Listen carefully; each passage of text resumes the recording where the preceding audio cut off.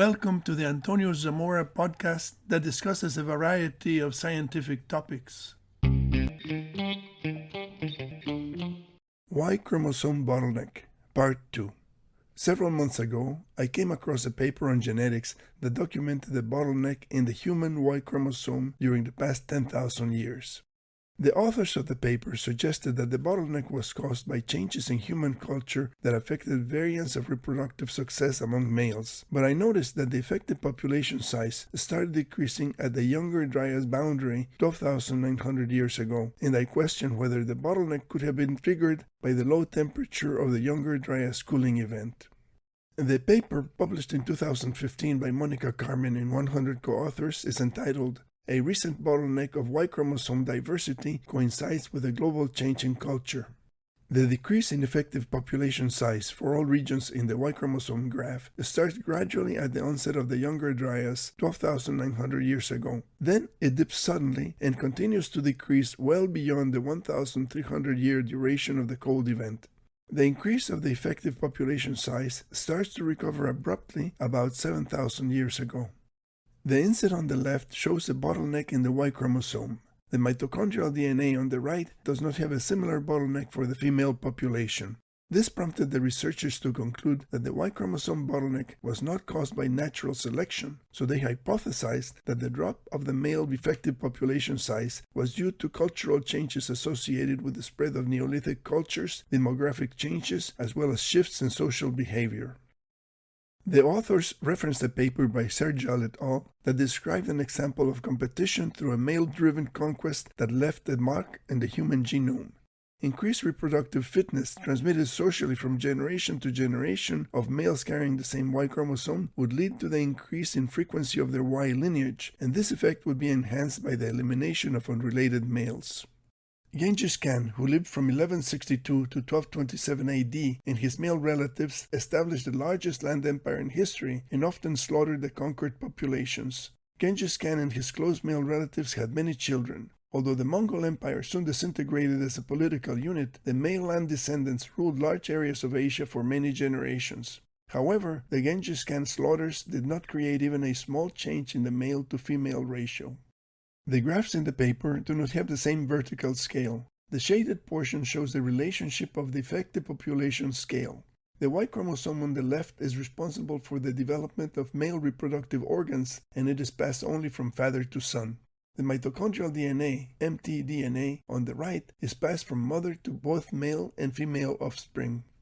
The difference in effective male and female population means that approximately 7,000 years ago, during the minimum of the Y chromosome bottleneck, there were 17 females for every male. This graph also shows this model bottleneck 55,000 years ago, when there were 6 females for every male.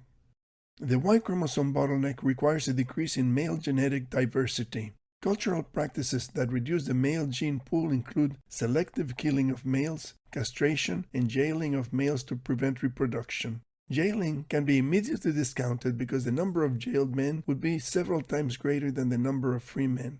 It would be very difficult to feed them and control them. It would be more practical to kill them to reduce the gene pool.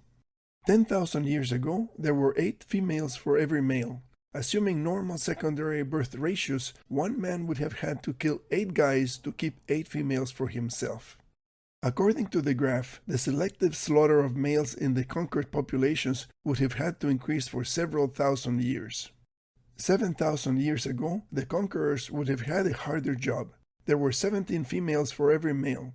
Again, assuming normal birth ratios, one man would have had to kill 17 guys to keep 17 females for himself. This progressively vicious slaughter is supposed to have happened on a global scale for more than 3,000 years in order to justify the Y chromosome bottleneck as a result of global cultural changes and shifts in social behavior.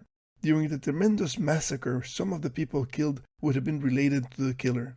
It should be obvious by now that this explanation for the Y chromosome bottleneck is preposterous because it means that the humans who lived just a few thousand years ago were devoid of compassion, empathy, and other social feelings that are common in our species. The fact that the Y chromosome bottleneck started simultaneously in all parts of the world is another argument against this hypothesis.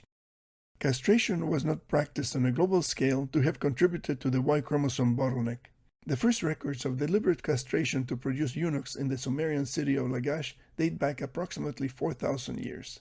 In China, the eunuch system was firmly entrenched in the imperial culture and persisted through 24 dynasties until 1911, when the last emperor was deposed. Castration was performed as a punishment and also as a prerequisite for entering imperial service.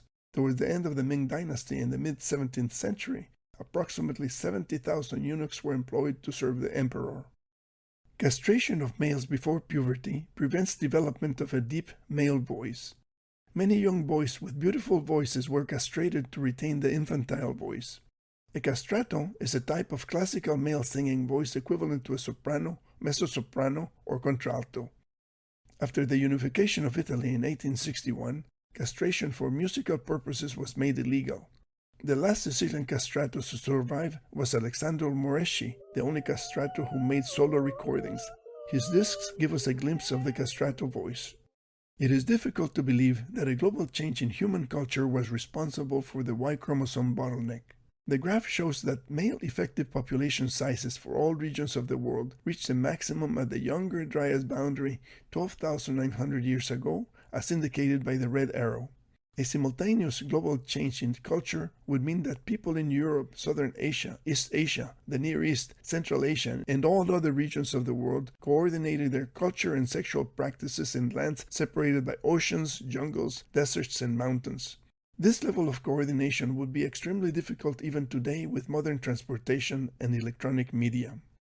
Some researchers in Finland have found a temperature-related birth-sex ratio bias in historical Sami people. Warm years bring more sons. The effect is quantifiable so that an increase of 1 degree Celsius during 2 years corresponds to approximately 1% more sons born annually. So if warm years bring more sons, a long period of cold years may decrease the relative male population. This is confirmed in a paper by Catalano, Bruckner, and Smith that found cold ambient temperatures during gestation predict lower secondary sex ratios. They conclude that ambient temperature affects the characteristics of human populations by influencing who survives gestation, a heretofore unrecognized effect of climate on humanity. The paper by Catalano says that low temperatures may cull males in utero and leave a more robust cohort compared with males born in years with warmer mean temperature. This means that a prolonged period of cold weather like the Younger Dryas could have had a devastating effect on the survivability of human males. This chart combines the temperature record with the ratio of females to males for the past 100,000 years. The ratio of females to males increases for several thousand years after the Younger Dryas extraterrestrial event and then returns to more normal levels.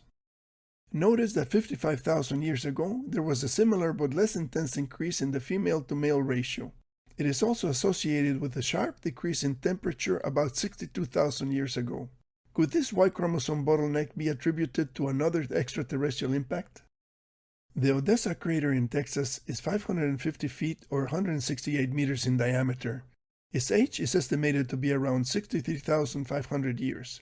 There are several other craters at the site, and over 1,200 meteorite pieces have been collected from the surrounding area, the largest of which weighs 135 kilograms.